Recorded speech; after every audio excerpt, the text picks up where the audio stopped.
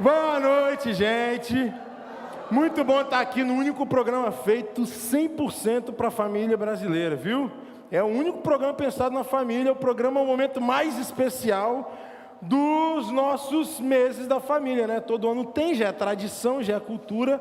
E como também é cultural, a gente receber muita gente boa aqui, é cultural a gente também receber essas pessoas com uma salva de palmas. Então vou convidar vocês para receber ele. Renzo, Rian e a Fabiana, a família Scipione, pode vir para cá.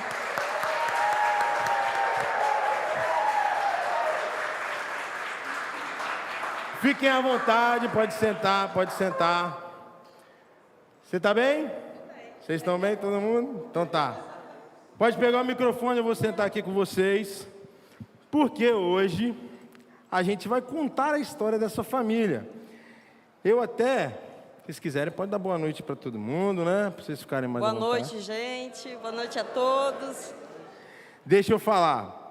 Fabiana é uma pessoa que a gente comumente vê por aí com um sorriso no rosto, né?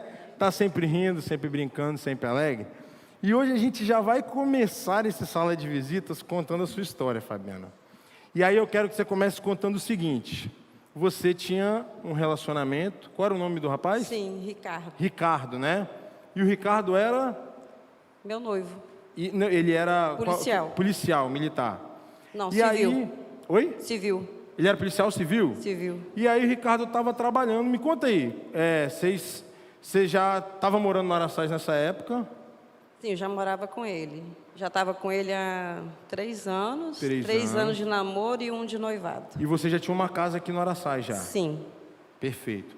E aí, depois desse tempo de relacionamento, me conta aí que essa história começa não muito bem, né? Você estava em casa um dia, como é que foi? Então, nesse dia, foi um sábado, foi num 14 de maio de 94. Eu tinha 19 para 20 anos. E nesse dia, a gente tinha combinado de, no dia seguinte, marcar a data do casamento. Vamos marcar a data do casamento e tal. Ficou tudo combinado.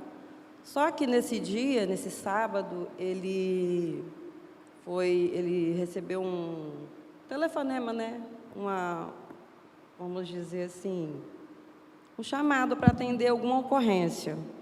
Nessa ocorrência, houve uma troca de tiros e ele foi baleado e não resistiu, né? Veio a falecer. Aí, né, foi muito triste, foi muito difícil, mas por insistência de uma irmã dele, 2 semanas depois, eu fiz um teste e eu estava grávida. Olha só, peraí, deixa eu entender um pouco a história. Vocês já estavam juntos há um tempo, e aí você recebeu a notícia no sábado à noite que ele tinha falecido. Sim. E aí já existia uma suposição de que você tivesse grávida ou foi? Não tinha nem ideia. A irmã dele que falou. A irmã dele que insistiu, ela falou, não, vamos fazer. Ela trabalhava no laboratório e como ele, né, não tinha outra pessoa, não tinha outro filho, era jovem também, ele tinha apenas 26 anos. E ela falou, vamos fazer. Eu falei, bom. Aí fiz o teste, deu positivo, né? E aí esse filho nasceu. Esse filho nasceu. Eu vou pedir para minha produção colocar aqui, ver se você acha a foto do Ricardo, produção. Coloquei o nome de Ricardo. Né? Leva o nome do pai, né? Leva o nome do pai. Hoje ele tem 28 anos, ele é casado, mas ele não mora com a gente, ele mora na Argentina. Ele mora na Argentina, que legal, esse é o Ricardo. E aí, como é que foi esses primeiros anos assim? Você criou o Ricardo sozinho, então? Exatamente. Nesse primeiro momento, meus pais me apoiaram. Você trabalhava? Estava grávida, sozinha, já não podia mais contar com o pai, claro. Né? Eu não trabalhava, eu não tinha feito faculdade e meus pais me ajudaram. Só que a família, a família dele, quando soube da minha gravidez, eles não me apoiaram, não ficaram do meu lado. Simplesmente me abandonaram e eu fiquei somente com a ajuda dos meus pais. E você teve que fazer algum bico, alguma coisa para conseguir sobreviver nesse período? Seus pais, quem ajudavam? Eu trabalhei, depois que ele nasceu, eu tive alguns empregos e cheguei até a passar roupa para algumas pessoas para poder manter o meu filho. Porque nesse período eu também não tinha como viver o meu luto, né? Eu tive que entrar na justiça para meu filho ter os direitos dele. E só 6 anos depois, quando meu filho já estava completando 6 anos, é que eu consegui algo na justiça, né? Os direitos dele. E nesses 6 anos você estava sozinho? Já tinha conhecido o Jairo? Não, o Jairo eu conheci em 2001. Vamos lá então, vamos acompanhar essa história. Então, você começou a criar o Ricardo sozinha, e aí algum tempo depois, quanto tempo depois você conheceu o Jairo? Quando meu filho já estava com quase 7 anos. Com quase 7 anos. Isso, o Ricardinho já estava com quase 7 anos, conheci o Jairo. E aí vocês começaram a namorar? Isso. Casaram com quanto tempo durou tudo isso, até o primeiro filho nascer? A gente não demorou a casar muito tempo a casar, não. Foi 1 ano, mais ou menos, né? E aí, em 2004, nasceu o Rian, depois, em 2008, o Renzo. Né? E foram 20 anos de relacionamento. 20 anos de relacionamento. 20 então, vocês anos de entenderam a união. história, né? Oi? Perguntando para eles se eles entenderam a história. Vocês, então, você teve o Ricardo do fruto desse primeiro relacionamento, que você perdeu o marido assassinado, depois começou a se relacionar com o Jairo, que é o pai do Rian e do Renzo. Aí eu vou pedir para você passar o microfone para o Rian.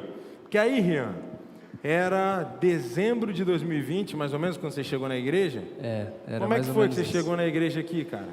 Cara, eu conheci a Sara, a gente se conheceu e tal, começou a conversar, começou a sair junto, e ela me fez um convite um dia, né? Ela falou, vamos lá na minha igreja e tal. Aí eu até tinha, nesse dia que eu vim com um amigo meu, que estava lá em casa e tal. Aí a gente veio, assim, eu vim como quem não queria nada, assim, porque eu estava bem distante de Deus, assim, eu não queria muita coisa, assim, com Deus. E aí eu cheguei aqui e eu fiquei, assim, embasbacado, cara. Eu fiquei totalmente, assim, eu achei tudo muito bem organizado, tudo muito, muito bacana, muito legal. Uma coisa que me chamou muita atenção foi o louvor, principalmente. Eu sempre fui uma pessoa que foi muito apegada à música, assim, eu sempre gostei muito de música, comecei a tocar violão e tal, com 8 anos. E uma coisa que me chamou muita atenção, assim, que foi o primeiro contato que eu tive, assim, verdadeiramente com Deus, porque eu era de outra igreja. O verdadeiro contato, assim, foi que, tipo assim, eu tava lá no fundo, assim, e aí foi até o Túlio que chegou em mim, assim, e falou, cara, eu não te conheço, assim, muito bem, mas eu vejo Jesus em você, e aquilo ardeu no meu coração, assim, aí eu falei, caramba, que sentimento diferente, assim. E aí, depois disso, eu fui me envolvendo, fui chegando junto, e me converti, e foi uma bênção, assim. E aí Graças foi a caminhando. Deus. E como a gente conhece que a Bíblia fala, depois que a gente se converte, tudo começa a dar certo na nossa vida. Foi assim com você também, né, Rian? Cara, eu sei que eu fiz essa piada, mas Sim. é só pra gente quebrar um pouco, porque a gente vai pra uma etapa complicada. Foi bem complicado. Você chegou aqui, você era, não sei quem vai lembrar, mas você era cabeludo, Eu né? era cabeludão, assim. Nossa, não sei nem como é que vocês me aceitaram. Tem que perguntar pra Regiane, que aceitou, né, namorar com a Sara. Mas e aí você veio pra igreja e você então começou a se envolver de cara com louvor, não foi isso? Foi... Na verdade, eu comecei na mídia. Na Comecei mídia? passando os slidezinhos e tal, passando os vídeos, as pregações. E também, como eu estava de férias, aí eu estava bastante tranquilo, assim, e conseguia vir quarta e domingo direto, assim. E foi dando tudo certo, né? Até chegar o momento tipo assim, tava dentro da pandemia ainda, a gente tava todo mundo vindo com máscara e tal. E meu pai começou a passar mal. Isso foi por volta de maio de 2021, foi? Eu acho que foi, né? Eu vou pedir para minha produção passar algumas fotos aí da família de vocês enquanto a gente vai falando, pode ser? Beleza. Que aí a gente vai dinamizando. E aí ele começou a passar mal, assim, né? Eu lembro que tava EAD, né? As coisas, eu tava estudando, de vez em quando ele ficava ali na sala, assim, eu lembro de estar no meio da aula e eu ouvir ele tossindo, indo para para a cozinha, beber uma água e tal. E aí ele precisou sair, né? Porque a gente passou por um momento de Covid dentro de casa. Minha mãe estava com Covid e ela não podia levar ele para poder fazer um exame, né? E então ela pediu pro meu tio levar. E aí, você quer continuar? Pode falar? Pode ser a Fabiana, pode falar. E aí, como é que foi isso, Fabiana? Ele começou a passar mal? Então, na verdade, ele fez 2 testes, o de sangue e o de cotonete, aquele do cotonete, e os 2 deram negativo. E ele passando mal. E o meu, que eu fiz no mesmo dia, deu positivo. Só que eu só fiquei sem o olfato e sem o paladar. Ele começou a dar febre, tosse, ele tossia muito. Aí ele disse, você tem que ficar no quarto, porque senão vai passar para mim. E eu, tipo assim, de máscara no quarto, só saía para fazer comida e voltava. Só que naquela semana ele piorou. Ele piorou e aí eu pedi meu irmão, o Fagner, para levar ele, porque eu estava com Covid e eu não podia estar indo no hospital, né? Levou, a princípio ele foi para o PA da Glória. Aí chegou lá, ele já precisou botar oxigênio, porque a saturação dele estava baixa. Aí, enfim, o médico resolveu deixá-lo lá, e ele estava com o celular naquele momento e mandava notícia para mim, estou assim e tal. Aí ele falou, provavelmente amanhã cedo eles vão me transferir. Aí transferiram ele para o Vila Velha, lá ele ficou de sexta até domingo. Só que no domingo ele piorou também, aí precisou de UTI, mas aí até então ele estava se comunicando através do celular. Mas quando ele foi para Santa Mônica, que foi transferido para a UTI, ele já não tinha mais comunicação. Ele já ficou lá na UTI e eu só via ele pelo vidro, né? E só 15 dias depois o médico liberou para eu poder entrar no quarto. Mas ele não conseguia conversar, ele ficava com aquela bombinha VNI, né? E eu lembro que eles davam, ele tirava muita secreção da boca, né? E não conseguia conversar. Ele fazia gestos, eu entendia tudo que ele falava, assim, através dos gestos. Cheguei a colocar um cartaz em frente à cama dele, com foto da família, dos filhos, enfim, cachorro, gato, tudo, né? E ele se fortalecia com aquilo também. Cheguei a fazer um vídeo, né, dele para os meninos, para a família, porque eu tinha que passar o boletim. E eu todos os dias tinha que ir no hospital, naquele horário de 11h30, escutar o que o médico estava falando para poder passar para a família. Né? Um dia eu saía de lá rindo, no outro dia eu saía chorando, enfim. Foram 33 dias de muita luta. Quanto tempo? 33 dias. 33 dias. Isso, 33 dias no hospital só. No hospital. E nesse período os meninos não puderam vê-lo, né, por conta da Covid, a idade deles também. Então eu ia praticamente sozinha. Às vezes minha mãe ia comigo e muitas vezes ficava na recepção. E eu tinha tenho uma amiga que ela ia quase todos os dias também e ficava lá me esperando.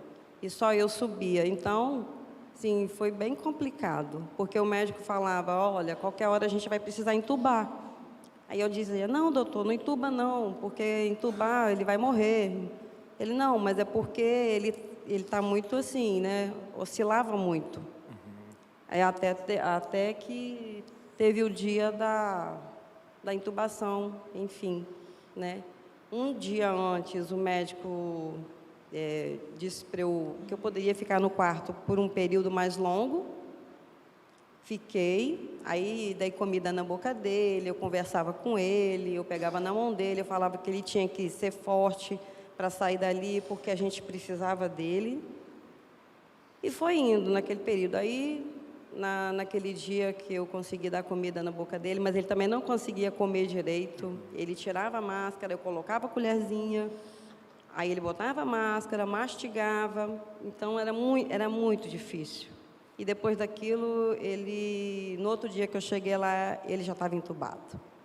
Aí o médico disse, olha, não teve jeito, a gente teve que entubar. E aquilo para mim, assim, o chão se abriu, né? Eu abri a boca a chorar e eu não queria vê-lo. entubado, porque eu tinha medo. Eu nunca tinha visto uma pessoa entubada na minha vida. Como é que eu ia ver o meu marido, né, entubado? Enfim, criei coragem e fui. E entrei no quarto e pegava na mão dele, conversava com ele. E é incrível, naquele dia que ele entubou, eu estava sozinha. Minha mãe não pôde ir, minha amiga não pôde ir, e eu me vi sozinha. Foi muito difícil. Você, nessa época, você cria em Deus? Não tinha tanto relacionamento, mas cria, como é que funcionava? Sim, eu fui nascida e criada em outra religião, mas a gente não era praticante. Ia à igreja, sim, mas sempre acreditei em Deus, mas não era praticante. Mas esse sentimento te levou a querer buscar a Deus, assim, de alguma maneira, naquele momento ali? Naquele momento, sim. Naquele momento, eu pedia muito a Deus. Nós fizemos uma corrente de oração, naquele período que ele estava no hospital. E essa minha amiga disse assim para mim: amiga, vamos orar às 3 horas da manhã, porque é uma oração muito forte. Então, nós começamos a fazer a oração. Meu joelho estava já todo ralado, porque eu ajoelhava. E tinha um programa que passava nesse horário, que eles rezavam um terço chamado Terço da Misericórdia. Aí eu fui até o convento, comprei esse terço, porque é um terço diferente, e orava esse terço. E nas minhas orações eu pedia, tal, né? E foi indo. E aí chegou um dia, você estava em casa. Então, aí chegou foi na segunda-feira que eu cheguei no hospital e o médico disse que ele estava instável. Aí, aí fui para casa, só podia voltar no outro dia no mesmo horário. Aí naquela segunda-feira, nesse programa das 3 horas da manhã, o padre disse assim: gente, vocês têm que... A gente não pode só pedir, né, tem que agradecer, mas vocês têm que entregar também. E naquele momento me veio assim, meu marido, tem que entregar a vida dele, e disse: Senhor, eu entrego a vida do meu marido, né? Faça o que for melhor para ele, o que for melhor para mim, o que for melhor para os meus filhos. Nós já estamos cansados, a gente estava cansado, exausto, né? Naquele período de hospital. Entreguei. Quando chegou na terça-feira, que eu cheguei lá, aí o médico entrou comigo dentro do quarto. Aí disse assim: olha, eu vou ser sincero com você, a gente está perdendo o Jairo. Aí eu disse: não, doutor, não estão perdendo ele, não. Ele falou: o que eu e minha equipe podíamos fazer, a gente fez. E naquele momento a equipe dele toda estava dentro do quarto, né? Eu senti aquele monte de gente dentro do quarto. Ele falou assim: agora só um milagre. Aí ele saiu, a equipe ainda ficou, me abraçou, orou comigo. Minha mãe estava comigo esse dia, lá dentro do quarto, que a gente sempre orava dentro do quarto. E quando o médico saiu, eu falei com a minha mãe, falei assim: mãe, vamos orar. A gente começou a orar, e naquele momento me veio um louvor na minha cabeça, né? Faz um milagre em mim, Senhor, faz um milagre na vida do meu marido, na minha vida, na vida dos meus filhos. E aí eu disse com minha mãe: olha, não tem mais o que fazer assim. Eu falei: eu não aguento mais ficar aqui vendo esse monte de máquina apitando vamos embora. Quando eu estava saindo, o médico diz assim: qualquer coisa a gente te liga. Aí eu falei: tá bom. Passou a noite e eu disse assim, aí quando amanheceu o dia, eu falei: graças a Deus ninguém ligou. Ele está bem, né? Ele conseguiu passar mais uma noite. Quando eu acabei de pensar, o telefone tocou. Era do hospital. Aí eu disse: mãe, ligaram do hospital. Aí ela disse: minha filha, quem sabe que é para fazer a tráqueo, né? Porque eles precisavam da minha autorização para fazer a tráqueo. Aí eu falei: não é o que o meu coração está dizendo. Aí eu fui, e Rian já estava... Tinha acordado já, né? Rian acordou também. Eu falei com ele: eu estou indo para o hospital, mas não falei nada. Quando eu cheguei lá, o médico já veio com a notícia. Isso era 6 horas da manhã. É engraçado que eu não consegui chorar naquele momento. Na verdade, desceu uma lágrima no meu olho. E eu acredito porque eu também tinha chorado tanto tempo, já os 33 dias ali, chorando, né? Que naquele momento eu não tive reação alguma. E tinha que tratar de toda a papelada. E a parte mais difícil, vou falar para vocês, foi ter que dar essa notícia para os meus filhos pelo telefone. Não tinha ninguém em casa, né? Minha mãe estava lá comigo. Nossa, aquilo assim, realmente acabou comigo. Então, eu peguei o telefone e disse: Rian, infelizmente seu pai não aguentou. E aquilo assim, eu falei: você tem que ser forte, você tem que falar com seu irmão. Aí Rian chorou um pouco comigo no telefone, me doeu eu falar aquilo e não poder abraçar meu filho naquele momento, os meus filhos, né? Aí desliguei o telefone, liguei imediatamente para a Regiane, falei: Regi, pelo amor de Deus, vai lá em casa, cuida dos meus filhos, porque nesse momento eu não posso estar com eles. E foi assim. Eu queria ouvir o Renzo um pouquinho. Aí, Renzo, você não tinha visto seu pai sair de casa, né, quando ele foi para o hospital? Não. Uma cena que ficou muito marcada na minha cabeça foi a última vez que eu vi o meu pai, que eu lembro que ele estava passando muito mal, estava tossindo. E, como todas as noites, eu fui pedir bênção para ele antes de dormir. Mas eu senti algo diferente. Eu olhei para ele e vi que tinha algo muito estranho. Ele estava muito mal. Pedi bênção, ele me deu bênção, eu dormi. Mas quando eu acordei, eu fui falar com a minha mãe e procurei por ele. E ela falou que ele tinha ido para o hospital. Eu fiquei muito preocupado, né? Mas ela falou para me acalmar, que ia ficar tudo bem. E quando o Rian te deu a notícia, esse momento vocês como irmãos, sozinhos em casa, assim, não sei se a Regiane já tinha chegado, como é que foi? Bom, sinceramente, nessa época, particularmente, eu não tinha muita afinidade com a minha própria família. Dentro de casa, eu ficava o dia inteiro trancado dentro do quarto. E quase não via eles o dia todo. E era a época de aula online. E eu estava fazendo lá a aula. E o Rian abriu a porta, chorando, com o celular na mão. E abriu o braço assim, e na hora eu já tinha entendido o que era. Eu levantei e comecei a andar para trás, dizendo: não é possível.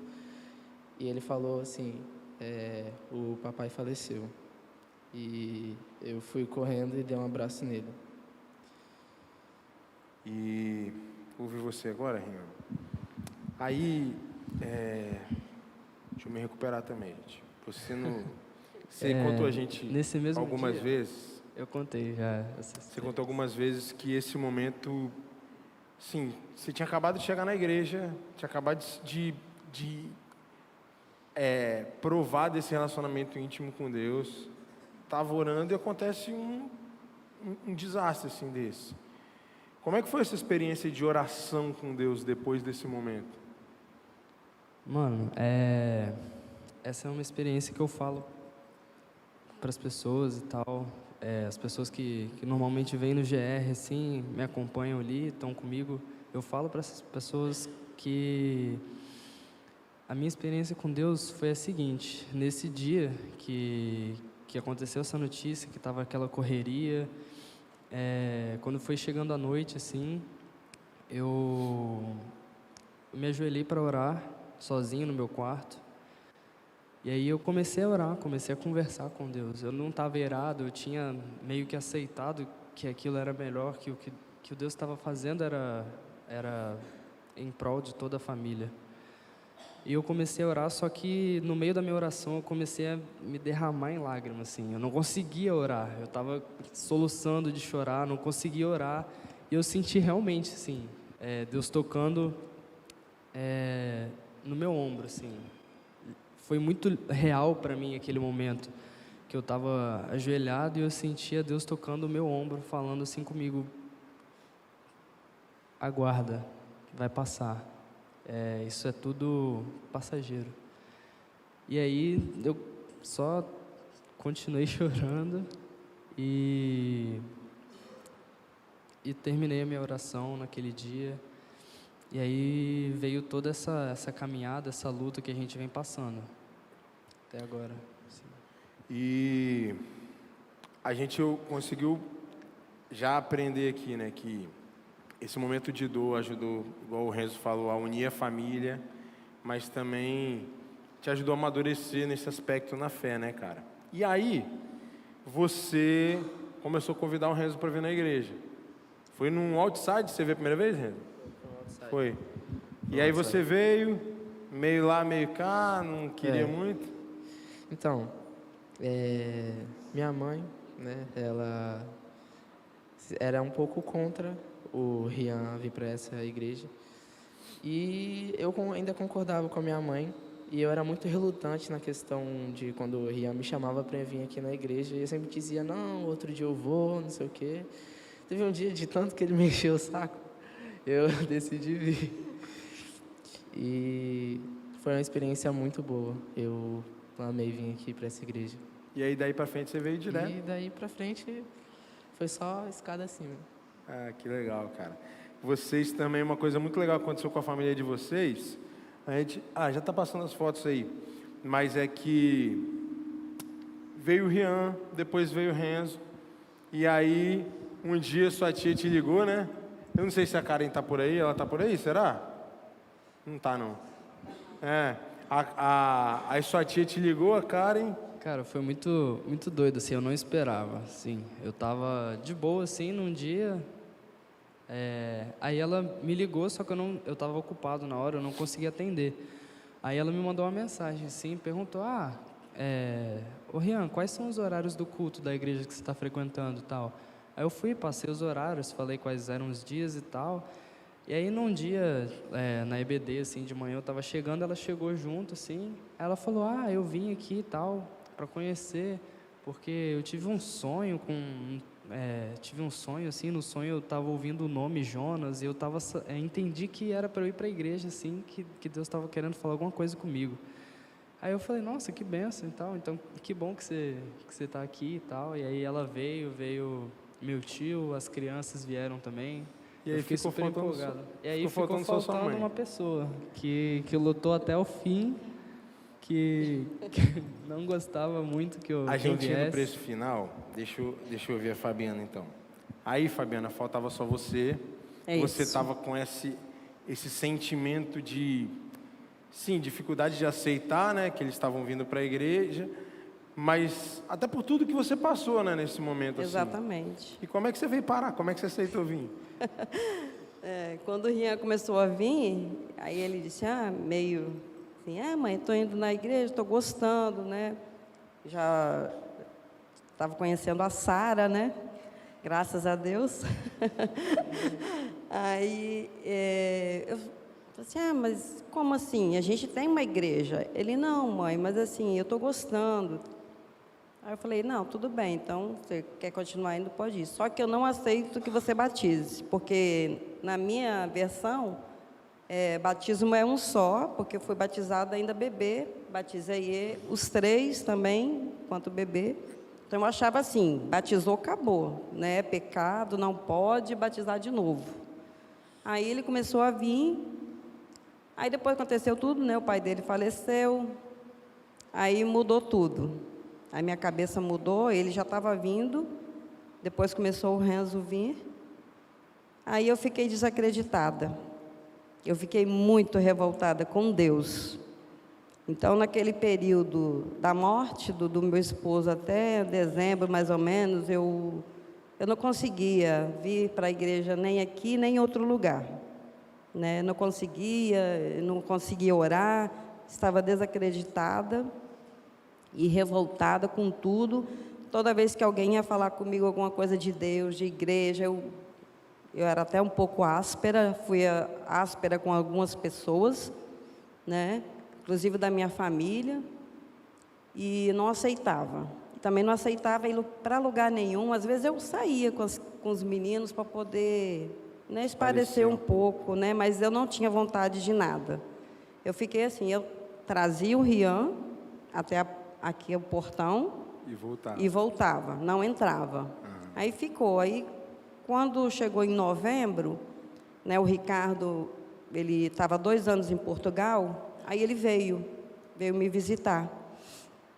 Ele e a esposa.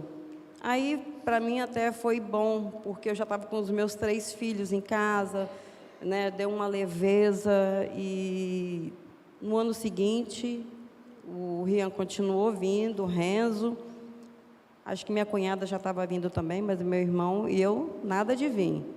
Aí ele ficava me convidando: mãe, vamos assistir o culto, vamos no culto. Eu falei: qualquer hora dessa eu vou. Não sei. Aí teve um dia que eu fiquei muito brava com ele, porque quando ele vinha, aí vinha na quarta, na quinta, no sábado, no domingo. Eu: menino, pelo amor de Deus, você vai morar na igreja, vai dormir também? Eu estava revoltada. Aí, enfim, continuou vindo.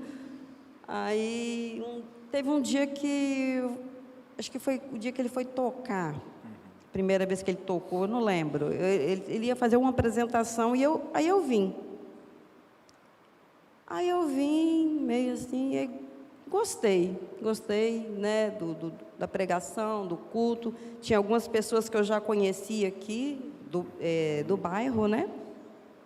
Aí comecei a vir. Mas só que eu vinha uma vez ou outra, mas toda vez que eu vinha, nossa, eu chorava muito. Quando começava o louvor, acabava comigo. Nossa, aí a região... Você estava muito machucada ainda. Machucada ainda. Aí eu lembro que sempre ficava do meu lado a Regiane, minha cunhada e Tati. E elas choravam também, meu Deus. Falei: gente... Aí continuei vindo. Aí até o meu filho perguntou: e a mãe, está gostando? Falei: estou gostando. Aí teve um almoço de família aqui, que veio minha família toda, minha mãe também veio. Eu lembro desse dia. Aí depois desse período, o pastor Flávio criou a sala, a primeira classe, para quem estava chegando aqui. Aí falei: vou fazer minha inscrição. Aí me inscrevi, comecei a vir. E o primeiro assunto que ele abordou foi o batismo. Olha aí. Aí, naquele momento, eu comecei a entender o que era realmente o batismo. Aí falei: mas, pastor, não é pecado? Aí ele me explicou, eu entendi e aceitei. E comecei a vir de manhã, comecei a vir de noite, aí venho de tarde. Agora estou no Ministério Infantil, estou no coral, estou na cozinha, gente. Agora o Rian fala: mãe, você tem que estar vindo na igreja sempre, Mãe, tem que parar um mãe, pouquinho. fica em casa um pouco. E para a gente encerrar mesmo agora, assim, como é que você considera que essa dor acabou trazendo você de alguma forma aqui para a igreja?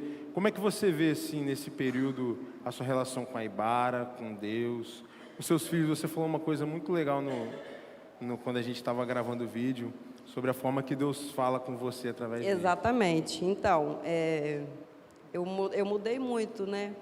Nesse período que eu comecei a vir e comecei a entender a palavra, assim, eu falava muita coisa desagradável, né? Aí os meus filhos começavam a me corrigir: mãe, não é assim, não fala assim, não é dessa forma, não é assim que pensa. Mas, tipo assim, eu fui criada assim, é difícil você mudar assim, né? Aí teve um dia que uma pessoa mandou uma mensagem para mim no telefone e eu devolvi na mesma moeda. Mas aí a pessoa não tinha visto a mensagem ainda, e eu mostrei para a Rian. Aí o Rian falou assim: mãe, por que você não repensa e manda essa mensagem de outra forma? Aí eu parei, pensei, olhei para ele. Falei: Deus, é você que está falando comigo, não é meu filho? Falei: Deus fala, né, muito através dos meus filhos, né? E hoje, assim, eu sou uma pessoa melhor, espiritualmente falando, né? Não entendo muita coisa, mas assim já melhorei bastante, né? O modo de ver, eu vejo as pessoas com outros olhos, me ponho no lugar das pessoas, né? E assim, a Ibara, ela me fugiu a palavra agora. Mas ela, assim, precisou acontecer isso tudo na minha vida, e para Deus me mostrar esse caminho, que era ali que eu tinha que seguir, era para ali que eu tinha que ir, entendeu? Que legal. E o servir a Deus, né? Eu não sabia o que era servir a Deus, porque eu nunca tinha servido a Deus. A partir do momento que eu comecei a servir a Deus, assim, minha vida mudou totalmente. Eu sou uma pessoa mais leve, feliz, e quanto mais eu sirvo, mais eu quero servir, mais eu quero coisas para fazer na igreja, e a família Ibarra é uma bênção. Eu quero agradecer a família Ibarra por nos receber tão bem, e estou muito feliz, e espero que a gente continue aqui por um bom tempo. A gente que quer agradecer vocês por essa experiência maravilhosa. Obrigado, tá? Às vezes as lutas vêm na nossa vida e a gente não compreende muitas das coisas. Nem sempre o milagre é como a gente quer, mas em todo tempo o Senhor tem cuidado de nós. Ele tem preparado um caminho para nós. Talvez você está aqui nessa noite, ou tenha nos assistido, e tem passado por lutas ou dificuldades, e não vê o milagre da maneira como você gostaria que fosse, porque às vezes nós queremos um milagre e determinamos para Deus como deve ser esse milagre, e não está acontecendo aos seus olhos, mas a palavra de Deus diz que o Senhor está trabalhando. Às vezes o milagre não é como você vai imaginar, mas pode ter certeza que vai ser forte na sua vida. Deus tem preparado algo melhor na sua vida. E a palavra de Deus, ela diz o seguinte, que o choro pode durar uma noite, mas a alegria se renova pela manhã. As lutas vão vir, a dificuldade. Fácil para a família? Claro que não.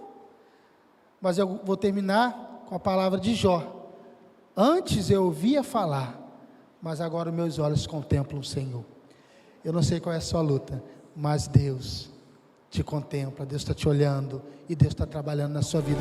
A minha família é bênção do Senhor, me ensina a tratar minha família com